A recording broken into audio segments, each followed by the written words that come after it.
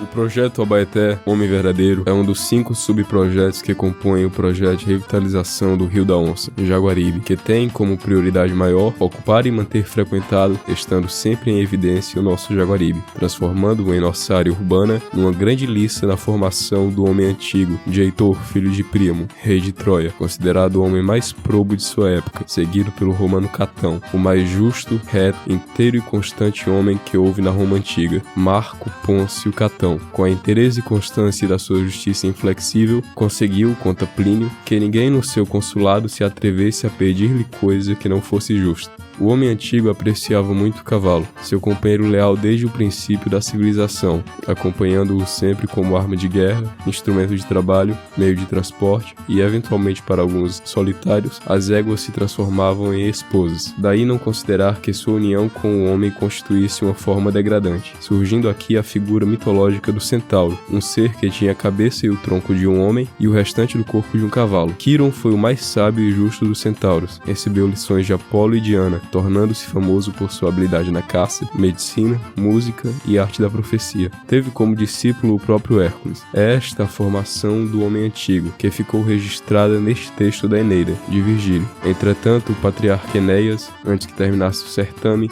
chama para junto de si o guardião e companheiro do menino Iulo, Epitídes, e diz-lhe ao ouvido: vai dizer a Ascânio se tem consigo a tropa juvenil e se já preparou as corridas de cavalo, que ele traga as turmas para homenagear seu avô e que ele próprio se apresente com as armas. Ele mesmo dá a toda a multidão que se espalhara pela liça ordem de se afastar e deixar o campo livre. Os meninos avançam, e todos armados e trajados igualmente, e diante dos olhos dos pais resplandecem os cavalos dóceis ao freio. Toda a juventude da Sicília e de Troia murmura de admiração ante os que chegam, todos de acordo com o costume. Tem a cabeleira cingida por uma coroa recortada. Cada qual traz 2 dardos de cerejeiras com ponta de ferro. Alguns carregam nos ombros leves aljavas. Flexível colar de ouro lhe cai do pescoço ao peito. São 3 as turmas de cavaleiros e 3 os chefes que se dirigem. São seguidos por 12 meninos, que resplandecem formados em coluna dupla, com um número igual de escudeiros. Uma coluna de jovens avança com orgulho comandado pelo jovem Príamo, que revive o nome do avô. Tua ilustre estirpe, ó Polite, que terá descendente na Itália, cavalga um cavalo da Trácia, de 2 cores, com manchas brancas e que mostra fogoso a ponta branca dos pés e magnífica cabeça branca. Outro é Atis, de onde veio a estirpe latina dos Ácios. O menino Atis, muito querido pelo menino Iulo, o último que sobrepuja a todos em beleza. Iulo, montado em um cavalo sidônio, que a bela Dido lhe ofereceram como lembrança e prova de afeto. Os demais jovens montam cavalos sicilianos do velho Acestes. Os dardanos acolhem com aplausos os intimidados jovens, contemplam-nos jubilosos e reconhecem neles os traços dos antepassados. Depois de terem se mostrado aos olhos dos seus, desfilando a cavalo diante de toda a assembleia, eles se preparam. Epitídes dá-lhe o sinal, de longe, e um chicote sibila. Os jovens avançam em 3 tropas de 2 fileiras, e a uma ordem invertem as posições e investem uns sobre os outros de lança em riste. Começam depois outras evoluções para diante e para trás, enfrentando-se mais à distância e formando círculos que se entrelaçam e simulam com as armas um combate.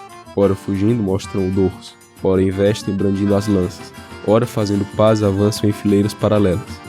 Assim outrora, na soberba Creta, o labirinto, dizem, oferecia entre paredes cegas seu caminho entrelaçado, e o artifício ambíguo de seus 1000 desvios, onde o extraviado não podia corrigir o erro voltando para trás. Assim os filhos dos teucros cruzam seus trajetos a galope e confundem as fugas e as batalhas, semelhante aos delfins que, nadando, cortam os mares do Cárpato ou da Líbia, e brincam sobre as ondas. Ascânio teve a iniciativa de reviver a tradição dessas corridas.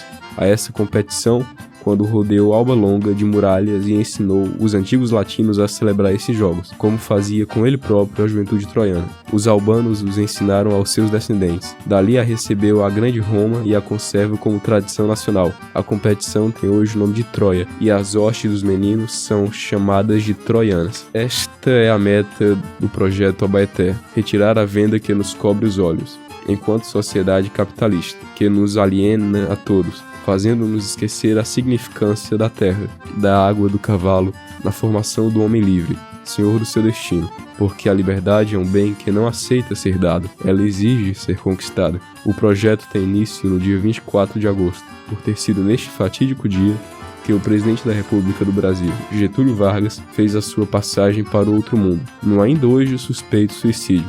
Getúlio, responsável maior pela construção dos canais de irrigação Fenelon Lima, no Quixoá, pela Vila Operária Valdemar de Carvalho, no Gadelha, pelo fomento agrícola e pelos canais de irrigação do Ministério de Agricultura no Bugi, todos nas barrancas do Jaguaribe, Rio da Onça, tendo sua culminância na morte de Tristão Gonçalves de Alencar Aripe, a alma afoita da Confederação do Equador, morto na localidade de Santa Rosa, hoje Jaguaribara, margeado pelo Jaguaribe, de espada na mão na luta pela nossa liberdade. São exemplos dos nossos maiores que são ministrados nas barrancas do Jaguaribe pelo Projeto Abaeté, a todas as instituições, lojas de servir, que lá se fazem representar por suas bandeiras e em palestras ministradas em escolas municipais e estaduais, para que frequentando possamos conhecer, e conhecendo possamos amar, e amando possamos salvar a nossa artéria principal maior. Afinal, água é vida,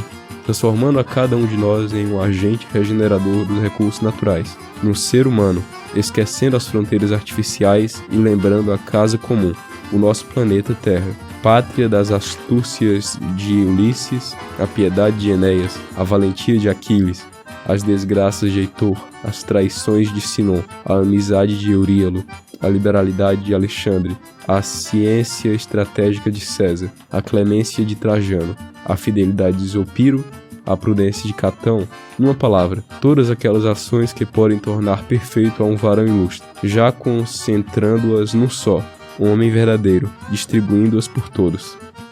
São pelos mapas antigos que se fazem hoje as mais seguras viagens modernas. Lembrar a cidade dos cavalos, lembrar Troia, em clássicos como a Odisseia, a Ilíada, a Eneida, honrar Homero, Virgílio, trazendo-os num galope avantajado de pouco mais de 10 minutos até a Estrada Geral de Jaguaribe, assistir às grandes lutas da civilização do couro pela posse da terra, luta na criação dos currais, logo transformados em fazendas, mais tarde em vilas, lutas onde sucumbiram nossos ancestrais Quixelô, Jucá, Icó, Cariri, atraiçoados pelo europeu numa guerra de bárbaros, bárbaro europeu com o português Coronel João Barros Braga, responsável pela expedição do ano de 1727, que subiu o rio Jaguaribe até sua nascente nas fronteiras com o Piauí, chacinando todas as tribos de homens livres que habitavam a ribeira do grande rio, trazendo cativos unicamente aqueles considerados mansos, para a missão da telha, sob a tutela dos missionários carmelitas, nunca mais se ouvindo falar, a partir dali, de um levante dos nossos índios ameaçando a propriedade que tinha agora como senhor o homem branco. Venceu,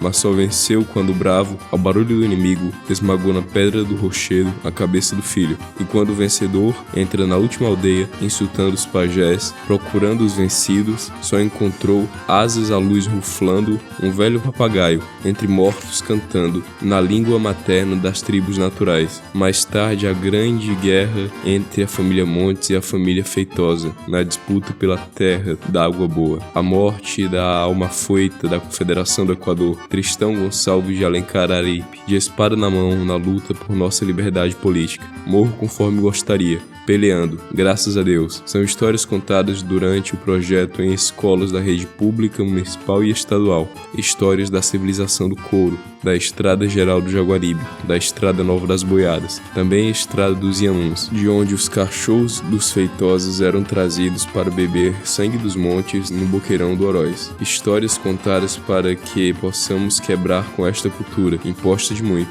que não somos nada, não valemos nada e só é importante aquilo que vem de fora. Lembrando as palavras do Nazareno, do Galileu: eu dou honra ao meu Pai, na formação do ser humano. Só o ser humano estará pronto para abraçar causa tão grandiosa como a salvação de nossa artéria fluvial maior, o nosso Jaguaribe. É este projeto que terá na sua 7ª edição como anfitriã a Unifique, Faculdades Integradas do Ceará, na pessoa da doutora Sandra Belchior, tendo sua culminância com a Cavalgada Cívica Ecológica, saindo do Largo da Telha, marco maior da nossa cidade, seguindo no rumo do Rio Trussu, mais precisamente na área rural desta universidade, no sítio Barreiras, onde teremos apresentações da cultura popular, churrasco, finalizando com o evento religioso. Não sabes tu, meu caro, que eu vim ao mundo por alto desígnio do céu para resgatar nesta malfadada idade do ferro a antiga idade do ouro?